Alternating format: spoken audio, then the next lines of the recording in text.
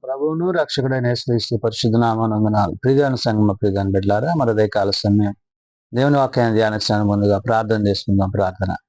కృపగల తండ్రి, దయగల మహేశయాని బంగారు పాదాలకు లెక్కలైన వందనాలు, స్థుతులు, స్తోత్రములు. గతించిన రాత్రి అంతా నీ రెక్కల చాటును కాచి కాపాడి సంరక్షించిందేవా మరదే కాల సమయం సజ్జలు ఎక్కడి చేరి ప్రార్థించుండగా వాక్యమైన దేవుడు వాక్యం ద్వారా నాతో మాతో మాట్లాడి మీరే మహిమాగంత ప్రభావాలు పొందమని వేసినాం నడుచున్నాం తండ్రి. ఆమె ప్రియమైన సంగమ ప్రియమైన బిడ్డల నడిదమికి ఏర్పాటు చేయడం దేని వాక భాగము అపోస్తులైన పౌలు కొలస్సీలకు రాసిన పత్రిక 3వ అధ్యాయము 5 నుంచి 8 వచనాలు ధ్యానం చేసుకున్నాము. అపోస్తులైన పౌలు కొలస్సీలకు రాసిన పత్రిక 3వ అధ్యాయము 5 నుండి 8 వచనములు ఈ విధంగా రాయబడినవి. కావున భూమి మీదనున్న మీ అవయవములను అనగా జారత్వమును, అపవిత్రతను, కాముతరతను, దురాశను, విగ్రహారాధన అయిన ధనాపేక్షను చంపివేయుడి. పౌలు కొలసీ సంఘానికి పత్రిక రాస్తూ శరీర సంబంధమైన, భూ సంబంధమైన వాటి నుండి మనము ప్రత్యేకింపబడాలి అనే విషయాన్ని ఈ పత్రిక ద్వారా తెలియజేస్తున్నాడు. అంటే ప్రభువుని కలిగినప్పుడు, ప్రభు యొక్క మాటలు యందు నిలిచినప్పుడు ఆత్మానుసారమైన దేవుని యొక్క ఉద్దేశాన్ని కలిగి ఉండాలి తప్ప శరీర సంబంధమైన, ఇహ సంబంధమైన వాటిని ఏమాత్రమును అనుసరించక, ధరించక వాటిని విడిచిన వారుగా, అంటే పైనున్న వాటిని వెదకుడి అని పౌలు ఈ అధ్యాయం కొలస్సీలకు రాసిన పత్రిక 3వ అధ్యాయంలో చెప్తున్నాడు. పరలోక సంబంధమైన వాటి యందు మనస్సు ఉంచండి. భూ సంబంధమైన వాటి యందు కానీ, శరీర సంబంధమైన వాటి యందు కానీ మీ హృదయాలను నిలుపుకొనక క్రీస్తు యొక్క ప్రేమలో మనము ఆయన యొక్క చిత్తాన్ని జరిగించాలి. కాబట్టి అంటున్నాడు ఇక్కడ, కావున భూమి మీదనున్న మీ అవయవములను అంటున్నాడు. అంటే సజీవులమై ఉండిన మనల్ని దేవుడు మనకిచ్చిన ఈ యొక్క శరీరాన్ని బట్టి దాని యొక్క ఆలోచన విధానము, దాని యొక్క తలంపులు ఎట్టివై ఉంటావో పౌలు చెప్తున్నాడు. అనగా జారత్వము, అపవిత్రతను, కాముతరతను, దురాశను, విగ్రహారాధితమైన ధనాపేక్షను చంపివేడి అంటున్నాడు. అంటే ఆత్మ నీలో ఉంటే, ఆ ఆత్మానుసారంగా నువ్వు జీవిస్తే శరీర సంబంధమైన, ఇహ సంబంధమైన వాటి యందు నీవు మనస్సు కలిగి ఉండవు. నీవు ఇహ సంబంధమైన వాటి యందునో, శరీర సంబంధమైన వాటి యందునో మనసు కలిగి ఉన్నావంటే దేవుని యొక్క వాక్యాన్ని విడిచిన వాడవై, హృదయమందును ప్రవర్తన యందును క్రీస్తుని కలిగి లేని వాడవై ఉంటున్నావు అనే మాటలను ఇక్కడ పౌలు కొలసీ సంఘానికి, సార్వత్రిక సంఘానికి చెప్తున్నాడు. అంటే ఈ జారత్వం జరిగించుట, అపవిత్రత, కాముతరత, ఈ దురాశ, ఇవన్నీ కూడా పైనుండి వచ్చినవి కాదు. కాబట్టి మానవుడు తాను జీవించడం కోసము, తను బ్రతకడం కోసము వీటిని కలిగి ఉన్నవాడై ఉన్నాడు. కాబట్టి విగ్రహారాధన అయిన ధనాపేక్షను చంపివేడి అంటున్నాడు. ఈ ధనాపేక్ష సమస్తమైన కీడులకు మూలమైంది. కాబట్టి ఆ కీడు నుండి నువ్వు బయటపడాలంటే ఆ హృదయాన్ని, ఆ తలంపులను నీవు మొదట విడిచిపెట్టిన వాడవై ఉండాలి అనే మాటని ఇక్కడ పౌలు గుర్తు చేశాడు. కాబట్టి వాటి వలన దేవుని ఉగ్రత అవిధేయుల మీదకి వచ్చును అంటున్నాడు. ఏవైతే పైన చేయకూడదని పౌలు సెలవిస్తున్నాడో, ఒకవేళ వాటిని కలిగి ఉంటే కలిగే నష్టాన్ని కూడా పరిశుద్ధాత్మ దేవుడు పౌలు ద్వారా గుర్తు చేశాడు. ఏమన్నాడు? వాటి వలన దేవుని ఉగ్రత అవిధేయులైన మీదకి వచ్చును. అంటే ఉగ్రతకు గురయ్యే పరిస్థితుల్లో మనం ఉన్నాము అనే విషయాన్ని పౌలు గుర్తు చేస్తున్నాడు.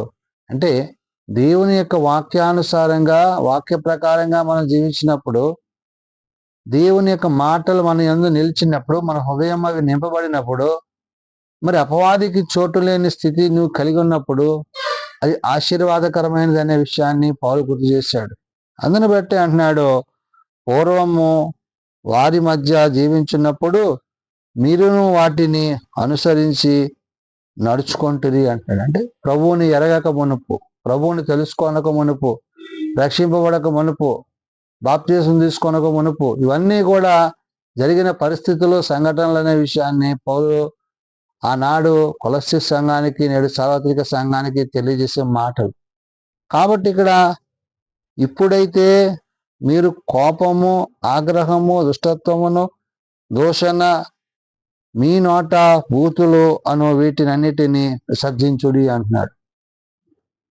ఏదైతే దేవుని నుండి మనల్ని దూరపరిచేదేనదో, దేవుని యొక్క ఉద్దేశాలను ఏమాత్రమును అనగా పట్టించుకొనక, విశ్వసించక, హృదయమందు అంగీకరించక, నీ సొంత ఆలోచనతో, జ్ఞానంతో నీవు నడిచినట్లయితే అది నీకు మరణముతో కూడిన శిక్ష అయి ఉన్నది. కాబట్టి ఇక్కడ అంటున్నాడు, ఇప్పుడైతే మీరు కోపము, ఆగ్రహము, దుష్టత్వము, దూషణ, మీ నోట బూతులు అను వీటినన్నిటినీ విసర్జించండి అంటున్నాడు. భూ సంబంధమైన వాటిని విసర్జించమంటున్నాడు, శరీర సంబంధమైన వాటిని విసర్జించమంటున్నాడు. కేవలము పరలోక సంబంధమైన ఆత్మ యందు మనము జీవించేవారమై ఉండాలి. అంటే పాపులమైన మన కొరకు ప్రాణం పెట్టిన ప్రభు, ఆయన మరణించి తిరిగి లేచినట్లుగా ఆయన బిడ్డలైన మనము కూడా అటు రీతి వారుగా మరి ఉండాలని దేవుడు తలస్తున్నాడు. కాబట్టి ఇక్కడ కొలస్సీ సంఘానికి పౌలు చెప్పే మాట, భూమి మీద మన పరిస్థితులు, పరలోకంలో ఉండాల్సిన పరిస్థితులకి తగినట్టుగా మనం జీవించకపోతే, బ్రతకకపోతే ఆయన మనకి ఆ ఆశీర్వాదాలను, దీవెనలను ఏవైతే పరలోకం నుండి మనం పొందుకోవాల్సి ఉన్నదో వాటిని పొందుకొనక మరి శ్రమలో, శోధనలో, మరి దేవుని యొక్క ఉద్దేశాలలో మరి ఏకీభవించని పరిస్థితులు ఏర్పడతాయనే విషయాన్ని పౌలు గుర్తు చేస్తున్నాడు. కాబట్టి వాటి వలన దేవుని ఉగ్రత అవిధేయులైన వారి మీదకి వచ్చునంటున్నాడు. దేవునికి విధేయులుగా, వాక్యానుసారంగా, వాక్య సంబంధంగా, ప్రభు యొక్క మాటల చేత, ఉపదేశముల చేత దినదినము క్రీస్తు యొక్క ప్రేమలో కొనసాగినప్పుడు ఆయన మనలను ఆ ఉన్నతమైన స్థలములలో, ఏవైతే పైనున్న వాటిని వెదకుడి అని పౌలు సెలవిచ్చాడో ఆ పై వాటి కొరకు మనము కనిపెట్టేవారిగా, ఎదురు చూసేవారిగా మనం ఉండాలని పరిశుద్ధాత్మ దేవుడు తెలియజేస్తున్నాడు. కాబట్టి ఇహమందుండు వాటి యందు మనస్కరించక, పరమందుండు ప్రభు యొక్క మాటను బట్టి, ఆయన కలుగు చేసిన దాన్ని బట్టి దేవుని సన్నిధిలో సదాకాలము మనము జీవించే వారమై ఉండాలని పరిశుద్ధాత్మ దేవుడు తెలియజేసిన మాటలు. ప్రార్థన చేసుకుందాం. మమ్మల్ని మిక్కిలిగా ప్రేమించిన మా తండ్రి, కృపగలిగిన దేవా, అవును నాయన, నీ సన్నిధిలో ఒక దినము గడుపుట 1000 దినముల కంటే శ్రేష్టమైన నీ వాక్యం సెలవిచ్చింది. కానీ నీ సన్నిధిలో మేము ఎట్టివారమై ఉన్నామో పౌలు గుర్తు చేశాడు.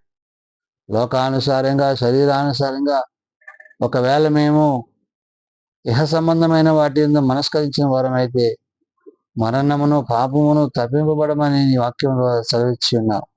కాబట్టి నాయన, ఏది మేలైనదో, ఏది ఉత్తమమైనదో వాటిని జరిగించుటకు నీ సహాయము దయచేయండి.